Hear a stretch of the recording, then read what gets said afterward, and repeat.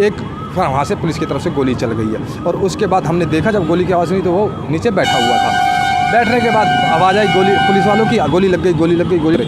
मैं और अनूप वहाँ बैठे रहे। वो लड़का गाड़ी का गेट खोल करके भागा और पुलिस की तरफ फायरिंग कर दी। फायरिंग करके वो भागा। गाड़ी चल रही थी, पीछे पुलिस की गाड़ी आई थी, उसने शीशा खोला और गोली चला दी। हाँ, गोली चला दी। गोली चलाने के बाद उसने दूसरा कट्टा लोड कर लिया। नमस्कार, मैं सूरज भान और आप देख रहे हैं पिनाका टाइम्स। आपको बता दें, अभी गत 2 दिन पहले एक बहुत दिल दहला देने वाली घटना घटी थी। हम शुरू में ही आपको बता रहे हैं कि हम किसी भी मुद्दे की कोई भी जजमेंट नहीं करते, ये काम न्यायालय का है। किसी मुद्दे का फैसला सुनाना काम न्यायालय का है। हम ना तो ये कह रहे हैं कि वो जो बल्लू जिसकी मौत हुई है वो पुलिस की लापरवाही से हुई है, ना ये कह रहे हैं कि परिजन जो आरोप लगा रहे हैं वो गलत है। ना परिजन के आरोप को गलत कह रहे हैं और ना ही पुलिस की सफाई को गलत कह रहे हैं, क्योंकि दोनों पक्ष अपना अपना रख रहे हैं। पुलिस का ये कहना है कि उसने पहले फायर किया था, उसके बाद जवाबी कार्रवाई में फायरिंग की गई जिससे उस युवक की मौत हो गई। वहीं परिजन आरोप लगा रहे हैं कि सीधे सीधा मर्डर है। हम पुनः दोहरा दें, पत्रकार का कार्य केवल और केवल दोनों पक्ष को दिखाना है, वो भी निर्भीक होकर और बिना पक्षपात किए। परिजन, हम स्वयं कहते हैं कि संवेदनशील मामला है। परिजन काफ़ी दुखी और हमारी खुद की संवेदनाएं उस परिवार के साथ है जिन्होंने बच्चा खोया है। लेकिन आखिर क्या सर्कमस्टांस रहे ये जानना भी ज़रूरी है। किन परिस्थितियों में ये हादसा हुआ, क्योंकि या तो सीआईए जानती है या फिर वो चश्मदीद जानते हैं या ऊपर वाला जानता है। लेकिन हमने लगातार 2 दिन से 8 लाइव से हमने दिखाया कि परिवार, पंचायत, आज बल्कि पंचायत भी हुई और पंचायत में निर्णय लिया गया कि सीआईए के ऊपर मामला दर्ज किया जाए। वहीं परिजन भी अड़े हुए हैं कि पहले मामला दर्ज हो फिर बात हो। लेकिन पुलिस ने उस दिन अपने लिखित बयान जो पुलिस जारी करती है उसने साफ तौर पे कहा कि 2 लोगों को कस्टडी में लिया गया था, 307 का मामला दर्ज किया गया था। और आज वो दोनों चश्मदीद हमारे साथ हैं। इनसे जानेंगे कि एक्चुअल वहाँ क्या हुआ था, क्योंकि ये वहाँ के चश्मदीद हैं। जैसा कि हमने कहा कि सच्चाई या तो ऊपर वाला जानता है, सीआईए जानती है, या चश्मदीद जानते हैं। लेकिन पुनः दोहरा दें, पत्रकार का काम जजमेंट देना नहीं है, ये काम न्यायालय का है। मैं इस वीडियो को देखने वाले सभी से अनुरोध कर दूंगा कि आप स्वयं अपने बुद्धि विवेक से बताएं कि क्या है और क्या नहीं। हम पुनः कह दें कि हम बिल्कुल नहीं कह रहे कि लड़के की जो कस्टोडियल डेथ हुई, वो माफ़ कीजिएगा, मुठभेड़ में मौत हुई है, उसमें कोई लापरवाही नहीं बरती गई। हम ये भी नहीं कह रहे कि लापरवाही बरती गई, और ना हम ये कह रहे हैं कि वो लड़का सही था ना गलत था। इसमें हमारी कोई टिप्पणी नहीं है। जो परिजन ने कहा वो आपको दिखाया, जो पंचायत ने कहा वो आपको दिखाया, और अब आपके सामने है। अपना नाम बताएंगे, आपका नाम क्या है? मेरा नाम अरविंद कुमार है। अरविंद कुमार। और आपका नाम? मेरा नाम अनूप छलिया। अनूप छलिया, 2 नाम जैसा कि पुलिस ने अपने बयानों में कहा था कि अनूप छलिया और अरविंद, ये 2 उस समय उस गाड़ी में मौजूद थे। और इनसे जानेंगे कि आखिर क्या हुआ था, पूरा वाक़या। अरविंद जी बताएं, क्या हुआ था शुरू से, कहाँ से मिला वो आपको, कब हुआ और क्या क्या हुआ, बताएं। जी, मैं उस दिन मोहन राम बाबा के यहाँ जाना था जी। तो मैंने अपने एक यार दोस्त की गाड़ी उठाई, ये तिकोना पार्क गुलशन की। तो गाड़ी लेकर के मैं डबुआ सब्जी मंडी पहुंचा। वहाँ से अनूप है मेरा दोस्त, इसको अपनी गाड़ी में बिठाया और यहाँ से हम मोहन बाबा के लिए निकल गए। यहाँ से हम निकले, वहाँ पहुँचे रात को। पहुँचने के बाद हमने गाड़ी पार्किंग में लगाई। पार्किंग में लगाने के बाद हम दर्शन वर्शन करने गए तो हमें 1-1.5 घंटा लग चुका था। जब हम वापस आए 1-1.5 घंटे के बाद, तो हमारी गाड़ी के पास एक लड़का खड़ा था। उसने हमसे पूछा कि फरीदाबाद जाओगे? तो मैंने बोला भैया हम फरीदाबाद ही जाएंगे।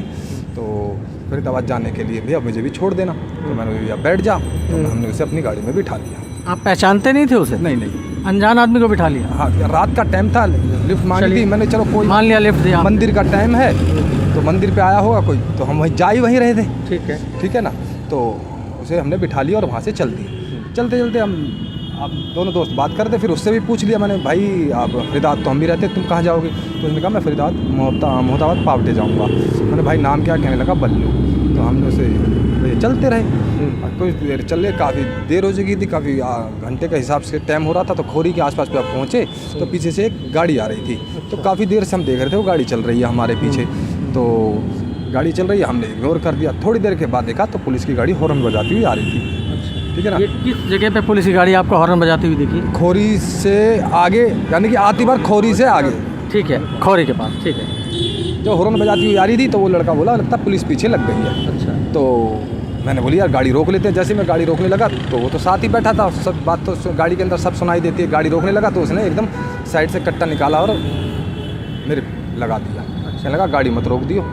हाँ, मैं वांटेड हूँ, पुलिस पकड़ लेगी, गाड़ी स्पीड से भगा। भैया उसे देख के मैं घबरा गया। तो पीछे बैठा लड़का अनूप बोला भैया ये क्या कर रहे हो, तो उसने अनूप की तरफ कट्टा कह के कहा कि भी तुझे भी गोली मार दूँगा, चुपचाप बैठा रहा। तो वो भी बैठ गया। फिर मैंने भैया घबरा गए, गाड़ी चलाई हमने। गाड़ी चलाने के बाद हम चलते रहे, स्पीड बढ़ाता रहा मैं। और इतने में स्कॉर्पियो स्पीड बढ़ा के ओवरटेक करके हमारे आगे आ गई। Police Scorpio? हाँ, पुलिस की स्कॉर्पियो। जब देखा आगे तो स्कॉर्पियो थी, वो आगे आ गई। आगे आने के बाद उसने फिर कट्टे को थोड़ा सा दबाया और कहने लगा कि इसको ओवरटेक करके स्पीड से निकाल दे, नहीं तो गोली मार दूंगा। हमने और स्पीड बढ़ाई, ओवरटेक करके मैंने स्कॉर्पियो को पीछे छोड़ते हुए आगे निकल गया। जैसे स्कॉर्पियो थोड़ी सी पीछे रही होगी तो उसने साइड से इसे खोल के पीछे गोली चला दी, पुलिस की। तब तक आपकी गाड़ी चल रही थी, पीछे पुलिस की गाड़ी आई थी, उसने शीशा खोला और गोली चला दी? हाँ, गोली चला दी। गोली चलाने के बाद उसने दूसरा कट्टा लोड कर लिया, दूसरी गोली उसमें लोड कर ली। हम तो भैया और घबरा गए। मैंने जब भैया जब पुलिस पे चला सकता तो हमें भी मार देगा ये। हमने झट दूसरी गोली डाल ली। दूसरी गोली डाल ली तो उसके बाद भैया और उसने कहा तेज़ भगाओ, और जैसे जिस रास्ते पे मैं बताऊँ उस रास्ते पे चलते रहना। तो हम उस रास्ते पे चलते रहे, चलते चलते आगे भैया हम मोहताबाद पार्टी के गाँव में घुस गए। घुसने के बाद आगे वो पुलिस की गाड़ी पीछा कर ही रही थी। घुस गए तो आगे जाके गली थी, गली में उसने कहा कि ब्रेक लगा। मैंने ब्रेक लगाई, ब्रेक लगा के जब मेरी पुलिस की गाड़ी तो थोड़ा सा ही पीछे होगी क्योंकि स्पीड से चल रही थी, मेरी ब्रेक लगी, इतने में पुलिस वालों की गाड़ी भी पीछे आ चुकी थी और ब्रेक उन्होंने भी लगा दी। धड़ाधड़ उसमें से पुलिस वाले उतरे। मैं और अनु वहाँ बैठे रहे। वो लड़का गाड़ी का गेट खोल करके भागा और पुलिस की तरफ फायरिंग कर दी। फायरिंग करके वो भागा। भागने की तरफ ने पुलिस ने आवाज़ दी, ये हमें सुनाई दे रहा था क्योंकि हम गाड़ी में ही बैठे हुए थे। एक फिर वहाँ से पुलिस की तरफ से गोली चल गई है। और उसके बाद हमने देखा जब गोली की आवाज़ सुनी तो वो नीचे बैठा हुआ था। बैठने के बाद आवाज़ आई गोली, पुलिस वालों की, गोली लग गई, गोली लग गई, गोली लग गई, इसे गाड़ी में डालो, फटाफट ले चलो अस्पताल। तो पुलिस ने अपनी गाड़ी में पीछे बिठाया और हमें भी उन्होंने पकड़ गिरफ्तार कर लिया, अपने कब्जे में ले करके मेरे को पीछे बिठाया। 2 पुलिस वाले मेरी गाड़ी को चला रहे थे जो अपने 2 यार दोस्त से मांग के लाया था, और वो पुलिस वाले उस गाड़ी में उसको ले करके वो जो लड़का था हमारे साथ और बीके अस्पताल, बड़ी स्पीड से बीके अस्पताल में। तो अभी आप ये कह रहे हैं, तो आपने जब ये फायरिंग चल रही थी, जब उसने फायर किया होगा पीछे पलट के, तो आपने नहीं देखा कि वो उसने फायर जो किया है वो आपकी गाड़ी बीच में है, पीछे पुलिस वाले हैं, और उसमें उस समय स्थिति क्या थी कि आपने देखा कि उसका मुंह किस साइड था, तुम्हारी तरफ था या उस साइड था? किसका जी? जो वो भाग रहा था, या जो आपने कहा गाड़ी खोल के भागा, उसने फायर किया, तो गोली लगते देखी थी आपने और उसको चलाते हुए? देखो जी, उसने निकलती हुई फायर करा पीछे की तरफ ही। अच्छा, पीछे की तरफ? हाँ, देखो जब गाड़ी लगा, मैंने ब्रेक लगाई, देखो अब स्पीड पे थी गाड़ी, इमरजेंसी ब्रेक लगाऊंगा एकदम तो मैं तो आगे की तरफ ही झुक जाऊंगा थोड़ा बहुत, तो आगे ही था। और सेकंडों का खेल था, मिनटों का ही खेल था। वो उतरा है और पीछे की तरफ ही थी जीप, तो पीछे की तरफ ही गोली चलाई। बस इतना? हाँ। तो क्या ये बयान आप जुडिशल में दे चुके हैं? हाँ, कोर्ट में बयान दे चुका हूँ। बयान दिया है, आधिकारिक बयान दे दिया। हाँ। 307 में आपको अरेस्ट किया गया था, आपको छोड़ दिया है क्या? हाँ, तो हमारी इंक्वायरी करी थी, मेरे पे कोई केस नहीं आज तक। अच्छा। ना मेरा कोई रिकॉर्ड था, और मेरे घर वर गए होंगे, मेरा कोई रिकॉर्ड नहीं, मैं क्लीन था, तो उस वजह से हमें। आप उसको पहले से कभी नहीं देखा आपने, कभी नहीं जानते? नहीं, ऐसा कुछ। अनूप ये छलिया, आपके ऊपर 302 का पहले मुकदमा बताया जा रहा है। आप भी नहीं जानते थे उसको? क्योंकि अक्सर ऐसे जो जिसे कहें आपराधिक प्रवृत्ति के जो लोग होते हैं वो एक दूसरे को जानते हैं, आप नहीं जानते? नहीं जी, हम नहीं जानते। उससे पहले मुलाकात कभी नहीं? नहीं। तो ये आपने देखा, ये दोनों जो उस समय पुलिस का बयान भी आया था कि 2 साथ में गिरफ्त में लिए गए थे, और गांव वाले बार बार कह रहे हैं कि 2 लड़के हमारे और भी उनके पास हैं, आखिर वो कहाँ हैं? तो ये दोनों अब जो 307 का मुकदमा था उसमें से भी इंक्वायरी के बाद इन्हें छोड़ दिया गया, हालांकि कोर्ट में बयान दे दिया है। आपने देखा ये थे प्रत्यक्षदर्शियों के बयान, इनके बयान इन्होंने दिए हैं, इनके उत्तरदायी स्वयं हैं। लेकिन हमने आपको बताया था कि आज सुबह सरदारी यानी पंचायत हुई थी, पंचायत पर निर्णय लिया गया था कि कृष्णपाल गुर्जर जो केंद्रीय राज्य मंत्री हैं उनसे मुलाकात की जाएगी। मुलाकात का समय और स्थान उन्होंने डिसाइड किया, और जो सूत्रों के हवाले से खबर आ रही है, जो वहाँ पे गए थे 35 जो सरदारी बनाई गई थी उसमें 34 व्यक्ति वहाँ पहुँचे।